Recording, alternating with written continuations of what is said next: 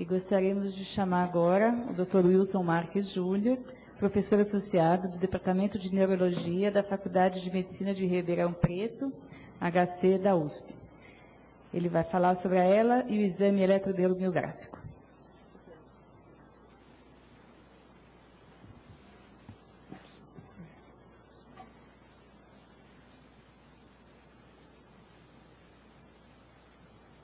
Bom, eu gostaria de agradecer a Brela, né, a todas as pessoas que trabalham na Brela, a oportunidade de estar aqui, né. Eu sei que é muito difícil manter um evento, fazer um evento, ainda mais tantos anos como esse evento que eles fazem. Bom, na semana passada eu estava dando aula para o 4º ano, né, e depois que eu terminei a aula, eu sempre pergunto, alguém tem alguma dúvida? E aí nunca ninguém tem dúvida, né. E na semana passada, uma menina levantou a mão, eu falei, pode falar. E ela falou assim para mim, professor, por que serve isso que o senhor falou? Eu tinha dado uma aula de 1h30, mais ou menos, né? E aí hoje, quando eu cheguei aqui, eu vi assim, que tem muito paciente, né, muito familiar, e eu resolvi mudar toda a minha aula, tá? Então, assim, pessoal médico, pessoal da área da biologia, aí, se foi muito simples, peço desculpas já, né? Mas o que eu resolvi fazer é assim, para que serve a eletromiografia, o que a gente vai medir na eletromiografia, e isso eu acho, embora seja uma coisa bastante simples, dá para a gente entender o processo, pelo menos no que tange ao neurônio motor inferior, de como a doença evolui, de como a doença pode ser compensada e possíveis alvos aí para tratamentos no futuro.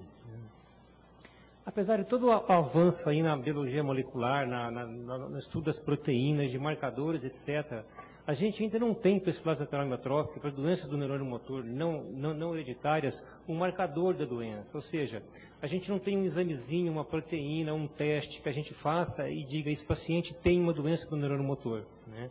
Então a gente está baseado no quadro clínico e a investigação eletrofisiológica, anatômica, radiológica, para ajudar a dar subsídios para a gente caracterizar, dar um diagnóstico sério e, portanto, a gente deve dar um diagnóstico com a menor chance possível de erro. É por isso que a neurofisiologia, ela complementa o quadro clínico, ela dá informações precisas a respeito de coisas que a gente não consegue ver clinicamente e, assim, ela ajuda a gente chegar a uma conclusão mais precisa aí sobre aquilo que está comprometendo o paciente, né? Bom, na eletromiografia, como eu disse, eu não vou dar aula para médico nem para gente da saúde, tá, gente? Eu vou falar uma coisa, vou discutir coisas que eu acho que seria interessante a gente entender, né? A gente tem dois neurônios motores, como a gente já viu, né? Um que fica aqui na cabeça, outro que fica na medula ou no tronco, e esses neurônios, eles inervam os músculos, né? Então a gente tem aqui um neurônio, o prolongamento dele, que vai inervar aqui as fibras musculares. Aí esse conjunto a gente chama de unidade motora, e essa é a via efetora comum, ou seja, não existe nenhuma movimentação voluntária que não seja feita pela unidade motora. Então aqui está o neurônio saindo da medula e indo aqui para o músculo. Bom, o sistema nervoso nada mais é que alguns computadores e um monte de fiozinho levando impulso, levando estímulo para tudo quanto é lado, né? E a integração desses impulsos. Então, quando a gente estimula uma fibra, a gente vai ter um potencialzinho que chama um potencial de ação de fibra muscular, e a somatória desses potenciais de ação de fibra muscular vão dar o que a gente chama de potencial de ação de unidade motora, que é isso que está registrado aqui. Então, para que a gente faz a eletromiografia na esclerose lateral amiotrófica? Primeiro, para comprovar que há envolvimento do neurônio motor inferior em regiões clinicamente afetadas. Eu estou falando aqui da parte do neurônio motor inferior e não do outro neurônio motor, onde a eletromiografia não é tão útil, né? Ou seja, a gente vai comprovar que aquela fraqueza, que aquela atrofia é realmente por lesão do neurônio motor e não é, por exemplo, uma miopatia.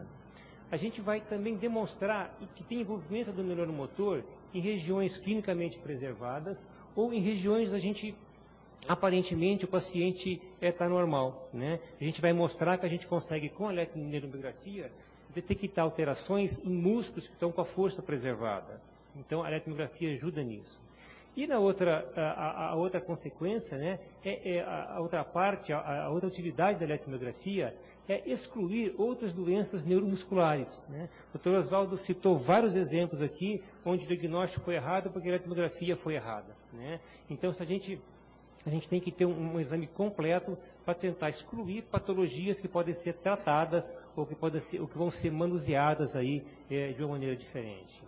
O objetivo principal da eletromiografia, ou pelo menos aquilo que é mais apaixonante, na realidade, seria entender a fisiologia e a fisiopatologia do neurônio motor inferior, né? Que aí sim que a gente vai entender a fisiologia do indivíduo normal, do neurônio motor normal e daquelas alterações que ocorrem com as doenças que comprometem o neurônio motor.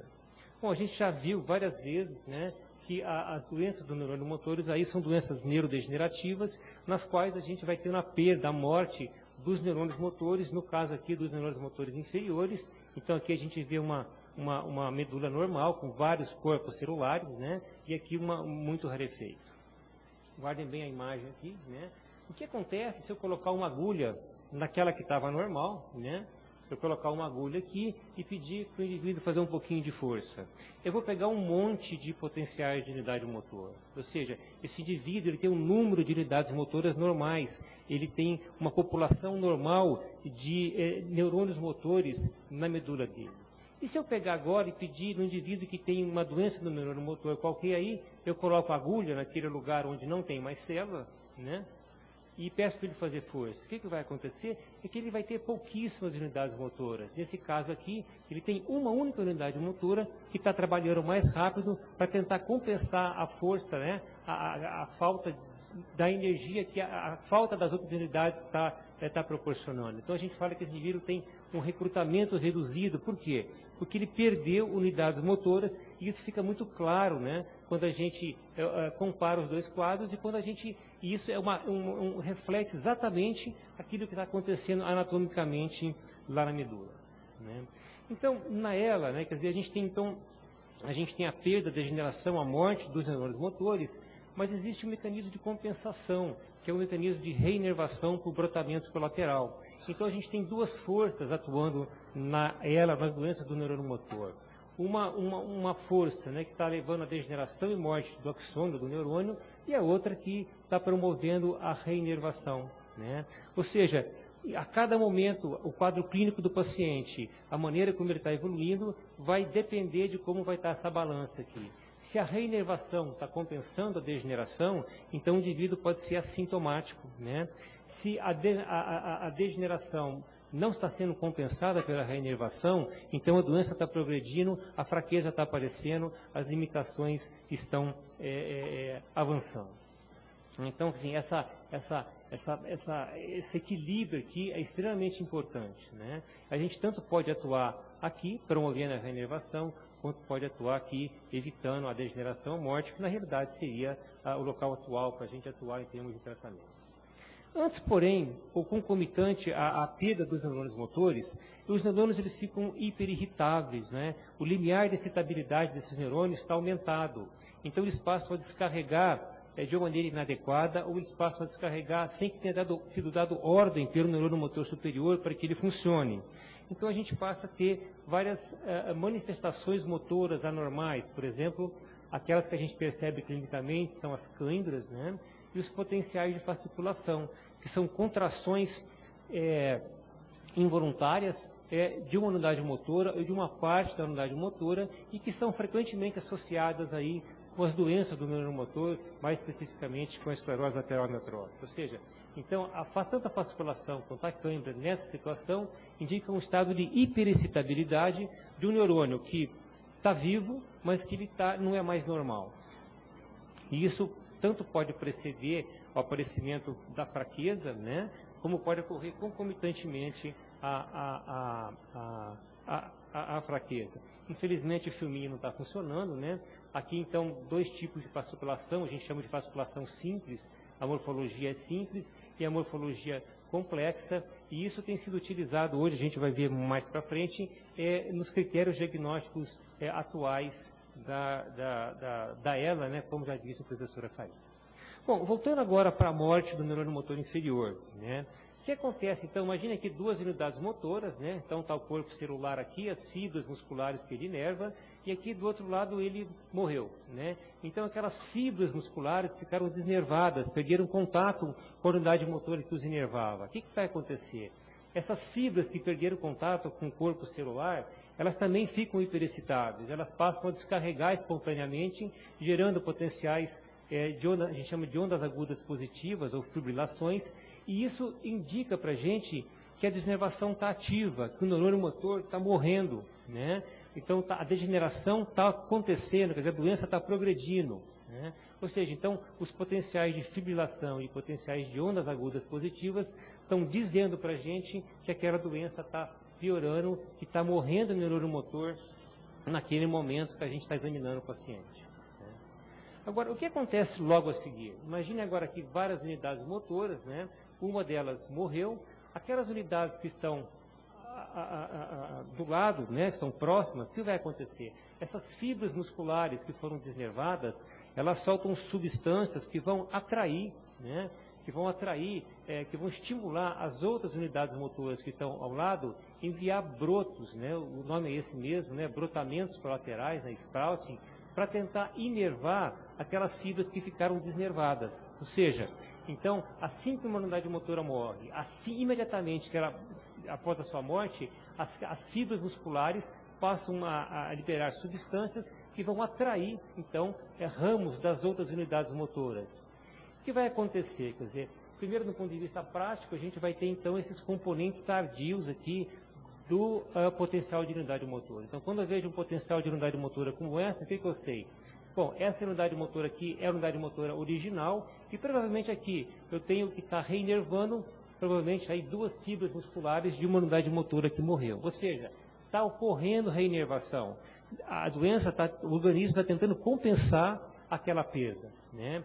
E interessantemente, né? Deixa eu ver uma coisa aqui. Interessantemente, bom, vamos ver aqui. Quer dizer, aqui, de novo, um esquema, de uma maneira esquemática, essa unidade motora morreu, as fibras musculares ficaram desnervadas, aqui essa outra está íntegra, ela vai reinervar, e vamos supor, assim, uma situação ideal, ela reinervou todas aquelas fibras musculares que ficaram desnervadas.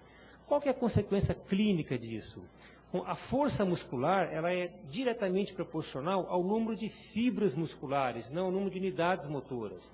Ou seja, a minha habilidade, né, a capacidade de fazer movimentos finos, ela depende essencialmente do número de unidades motoras. Então, por exemplo, no olho, a musculatura muscular extrínseca, nas mãos, a gente tem que uma unidade motora inerve aí 3 a 5 ou 6 fibras musculares, porque eu preciso fazer movimentos precisos. Mas se eu ver a panturrilha, para que serve a panturrilha? Para sustentar o corpo. A musculatura paravertebral, para sustentar o corpo, não tem nenhum movimento fino. Então aqui a gente tem que uma unidade motora inerva 2.000 fibras musculares. Então é uma coisa grosseira. Mas o que interessa para a gente agora é o seguinte: se o meu número de fibras musculares está constante, a minha força vai ficar constante. Então o indivíduo está perdendo unidade motora, mas a força dele vai estar preservada enquanto aquelas unidades restantes têm capacidade de reinervar aquelas fibras que foram desnervadas. É por isso que, às vezes, o paciente ou a família fala, ele estava normal até no mês passado, de repente ele ficou fraco, né? Não é verdade isso. Esse processo vinha ocorrendo, e aí, naquelas doenças que vão ocorrendo lentamente, a gente pode perder até 50%, 60% das nossas unidades motoras sem que apareça fraqueza, sem que ocorra perda da força muscular, por causa desse mecanismo aqui. Ou seja, nessa fase, então, a reinervação está compensando a desnervação e o indivíduo é clinicamente assintomático em termos de fraqueza muscular, em termos de perda de força. É claro que ele pode ter fasciculação, ele pode ter cãibra, e se a gente colocar uma agulha no músculo dele, a gente vai ver que aquele músculo não é normal, e esse já é um atributo, né, um ganho de se fazer eletromiografia com um diagnóstico mais precoce. Então, esse conceito é extremamente importante para a gente entender como evolui e como se compensa a doença, e às vezes das surpresas que a gente tem ocasionalmente. Bom, quando a gente vai estudar esse potencial de ação de unidade motor, então, como ele inervou mais fibras, ele vai ser muito maior que o potencial normal, vai ter uma morfologia mais complexa, né? E essa morfologia complexa vai dizer para a gente se aquele neurônio motor tem capacidade ou não de inervar aquelas fibras que ficaram desnervadas e se ele tem capacidade ou não de maturar aquelas fibras que ele reinervou. Então, por exemplo, logo depois de uma reinervação, uma reinervação bem precoce, né? O potencial é instável, se vocês verem esse componente aqui do meio, por exemplo, ele está variando a todo momento, né? Esse componentezinho está variando a todo momento e as fibras estão muito dispersas, né? Um potencial que tem uma duração aqui de, sei lá, 25 milissegundos, o normal é 10 milissegundos, né? Ou seja, é uma unidade que está recentemente formada, que provavelmente não está conseguindo funcionar bem, que a funcionalidade dela não é boa, mas se a unidade motora, se o corpo celular estiver bom, daqui um pouquinho ela vai se transformar em algo como isso daqui, né? Uma unidade motora que diminuiu a duração, diminuiu o número de fases, que a amplitude está grande e que essa sim é capaz de ter uma função normal, né? Ou quase normal, né? E nesse indivíduo aqui, se a gente vai estudar, então, coloca a agulha e pede para ele fazer força, o que a gente vai ver? Que ele tem 3 unidades motoras funcionando, né? Em geral, dependendo do tipo de agulha aí, quando a gente coloca a agulha no músculo, a gente consegue detectar em cada regiãozinha de 9 a 12 potenciais de ação de unidade motora. Esse indivíduo a gente está detectando 3, né? Então ele perdeu aí mais ou menos 60% das unidades motoras dele, e ainda assim ele é um indivíduo que tem totalmente funcional, né? Porque as unidades motoras têm uma amplitude muito aumentada, indicando que elas têm muito mais fibras musculares que o normal, e estão descarregando numa frequência rápida, e isso então garante uma força próxima do normal, embora a fadiga seja mais precoce. Ao contrário, como a gente já viu, esse indivíduo aqui tem uma única unidade motora funcionante, né? Ela pode estar fazendo papel de 10, 20, 30, 40 unidades motoras, mas quando ele perder essa unidade motora, então ele vai perder a função motora daquele músculo, né? Ou seja, então, através da eletromiografia, do exame de agulha, a gente consegue ter uma ideia boa, né, do que está acontecendo com a doença do indivíduo, ter uma ideia de como está a fisiopatologia, né, como está o mecanismo daquela doença, e entender todo esse processo cíclico que está correndo na fase compensada e da fase descompensada, além de ser capaz de dar o diagnóstico correto do que está acontecendo com o paciente, né?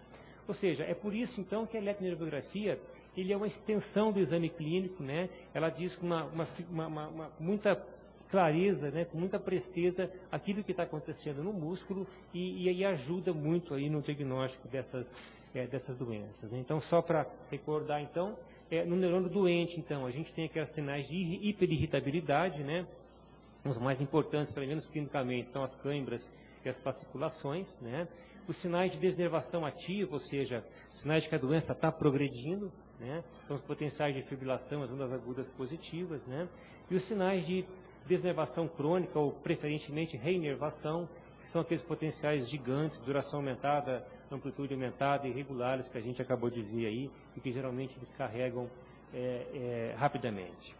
Bom, no conceito da ELA, né, no conceito de doença do neurônio motor ativa, progressiva, como é a esclerose neuromotrófica, a gente deve detectar os dois fenômenos nos músculos, em cada músculo, para depois a gente poder dizer que aquele paciente, no final do exame, o exame dele é compatível com esclerose lateral amiotrófica. Ou seja, a gente tem que detectar tanto fibrilação e onda aguda positiva, como aqueles potenciais de reinervação. Só que nem sempre, dependendo da fase da evolução da doença, nem sempre isso é possível, né? Então, muitas vezes, a gente faz aquele exame chato, que demora 1 hora, 2 horas, às vezes, né? E sai do exame sem um diagnóstico definitivo. Por quê? Na fase que está a doença, dependendo dos mecanismos de compensação daquele paciente, não é possível, naquele momento, encontrar, né, lesão ativa e lesão crônica no mesmo músculo ao mesmo tempo, tá? Além disso, a gente tem 4 regiões, né, cervical, lombossácra, torácica e de tronco cerebral, e a gente tem que encontrar essas alterações em pelo menos 3 dessas 4 regiões para a gente conseguir dar o diagnóstico de uma ELA definida, né, sem dúvida alguma de que aquela é a doença do paciente. Ou seja, tudo isso que a gente viu até agora é para tentar afirmar o diagnóstico de uma doença do neurônio motor, né? Só que a eletromiografia, ela tem uma outra função, né, que, como o Dr. Oswaldo citou vários casos aqui, né, excluir outras doenças que, de uma maneira ou de outra, podem mimetizar ela, né.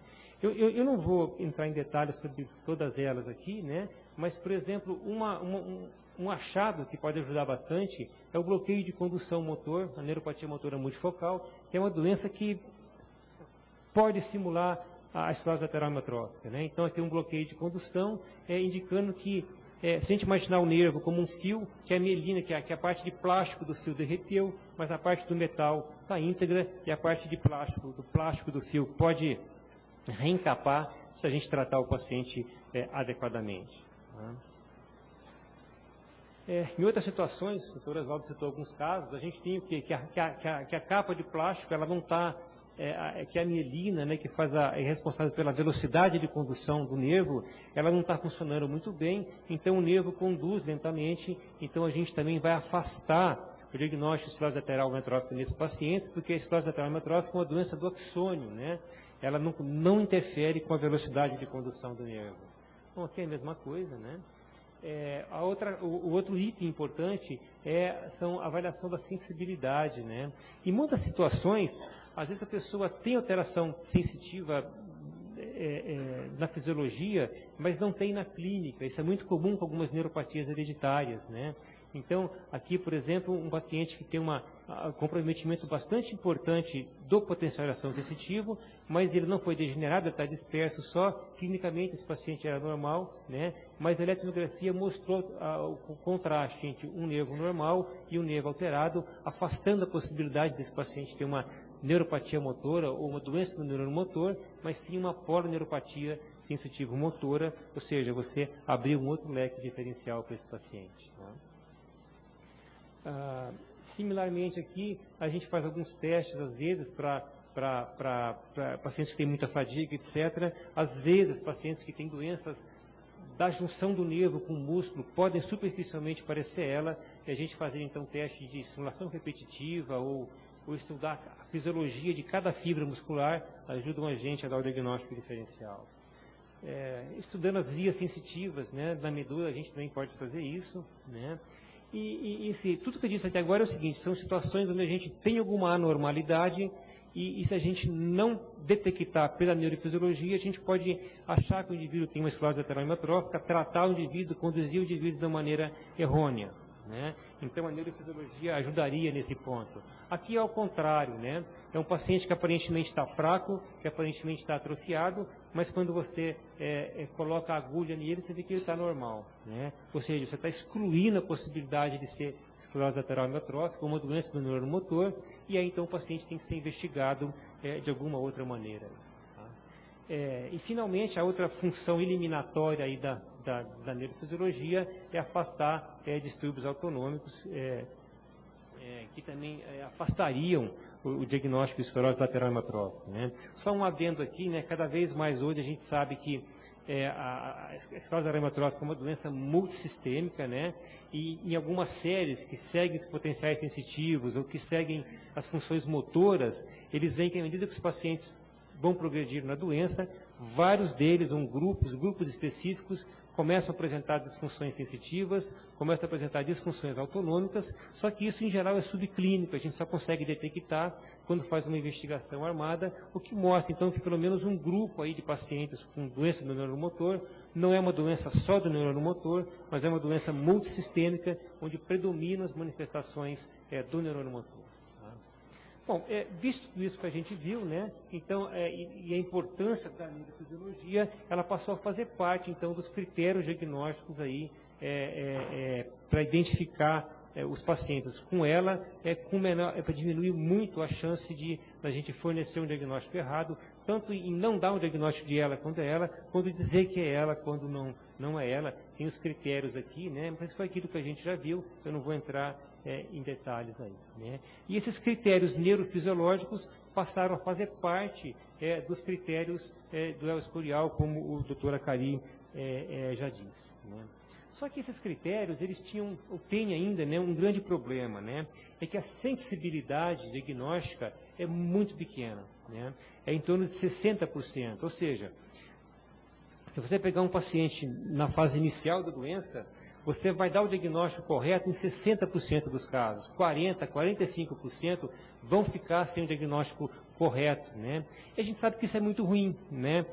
Na maior parte dos artigos eles falam que é ruim porque agora está na fase dos ensaios terapêuticos, o paciente não vai conseguir entrar no ensaio terapêutico, etc., vai demorar para tratar, mas ele é mais ruim porque a gente, é ruim para o paciente, é ruim para a família, é ruim para o médico não poder dizer para o paciente o que ele tem, né? Ainda mais se tratar uma doença séria, né? Quer dizer, então é uma situação muito ruim a gente saber que o paciente tem uma doença séria e não conseguir diagnosticar com precisão. Então, e se a gente não diagnostica com precisão, a gente não pode cuidar do paciente da maneira como ele tem que ser cuidado. Então, é uma preocupação, né? Sempre em tentar mudar os critérios, propor critérios que melhorem a sensibilidade, né? Ou seja, que melhore a capacidade da gente diagnosticar o paciente sem perder a especificidade, ou seja, sem fazer com que a gente passe a dizer que os pacientes, que as pessoas têm ela sem que elas tenham ela. Então, a gente, quer dizer, qual que é o ideal? Você conseguir dizer que o paciente tem ela e conseguir dizer que ele não tem ela em 100% dos casos. Né? Por isso, então, temos o critério lá que o doutor Acari já disse, né? E nesse critério, então, eles reforçaram a importância do estudo da condução no exame eletromiográfico, né? Ou seja, não basta a gente colocar agulha e dizer que tem desnervação, a gente tem que afastar todo aquele grupo de doenças, né? Eles passaram a valorizar a neurofisiologia por si só. Então, nos critérios anteriores, o paciente tinha que ter alteração clínica para ser valorizado. Se fosse só com alteração neurofisiológica, então era um grupo à parte, que o pessoal via meio esquisito, né? Agora não, agora os achados neurofisiológicos têm o mesmo valor que os achados clínicos, mesmo porque a eletromiografia, nesse caso, consegue ver mais do que a gente consegue ver clinicamente. O doutor Oswaldo acho que não gostou disso que eu falei, mas é verdade. E passou a valorizar as fasciculações como uma evidência de desnervação ativa, né? Lembra como eu disse no começo, às vezes é difícil você pegar no mesmo músculo uma desnervação crônica e desnervação ativa. E aí, se você for seguir os critérios diagnósticos, você muitas vezes não consegue fechar os critérios diagnósticos. A partir do momento, então, que as fasciculações, principalmente as fasciculações complexas, passam a ser uma evidência de desnervação ativa, né?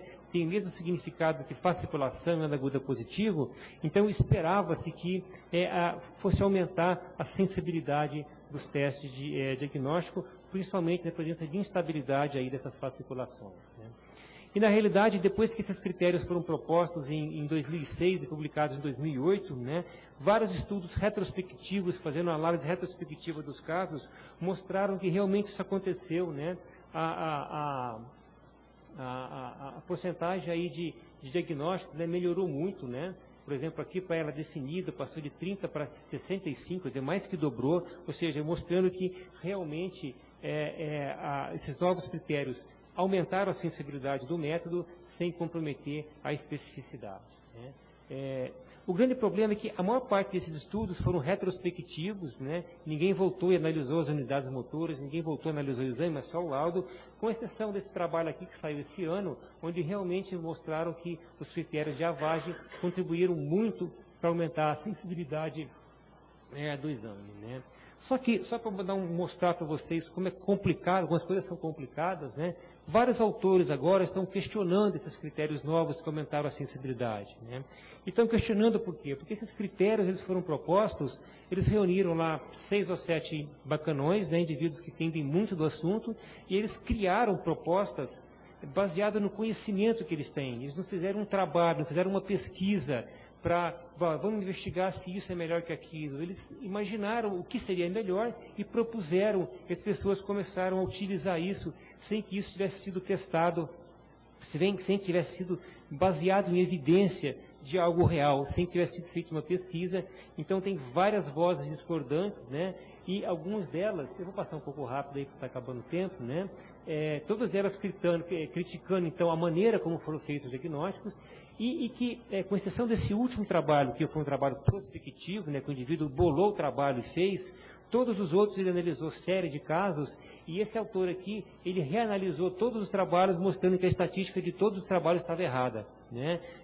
Dizendo, então, que tem que começar tudo de novo e refazer os critérios de uma maneira baseada em evidência, baseada em em trabalho científico, né? Ele chega a questionar mesmo que potencial de fasciculação não pode ser evidência de desnervação ativa. Eu sou obrigado a dizer que eu concordo com ele, né? Eu acho que fasciculação não é evidência de desnervação ativa, mas de qualquer forma, ele propõe que sejam criados critérios diagnósticos baseados em evidência, né? E isso é que deve nortear esses critérios e não reunir umas pessoas que imaginam qual seria o critério. Só para dizer como as coisas são complexas, só para levantar dúvida, né? Esses critérios novos, eles são baseados basicamente nas fasciculações complexas. Pois bem, esse trabalho desse ano, né, do ano passado, 2010, o que ele fez? Ele estudou as fasciculações complexas, são aquelas fasciculações que aparecem nas doenças do neuromotor, e comparou com um grupo de doenças que ele chama de síndrome da fasciculação benigna. São pessoas que têm fasciculação, não se sabe o porquê, ou tem doenças metabólicas, mas eles não têm desnervação. E eles observaram que, na realidade, a instabilidade ocorre nos dois grupos, que a variabilidade ocorre nos dois grupos, e que os parâmetros que foram propostos não são tão fidedignos assim. E isso só reforça a ideia de que realmente a gente tem aí que fazer protocolos, né, de pesquisa e, baseado nos protocolos, fazer e elaborar critérios, né. Bom, de novo, eu peço desculpas se a minha aula foi muito simples, né, mas eu acho que, assim, eu pelo menos gosto, né, de a gente tender a correlacionar as coisas, a achada do exame com a clínica e com a neurofisiologia. Eu acho que assim a gente aprende, a gente entende e a gente pode lidar melhor com esse tipo de exame e mesmo com a própria doença. Obrigado.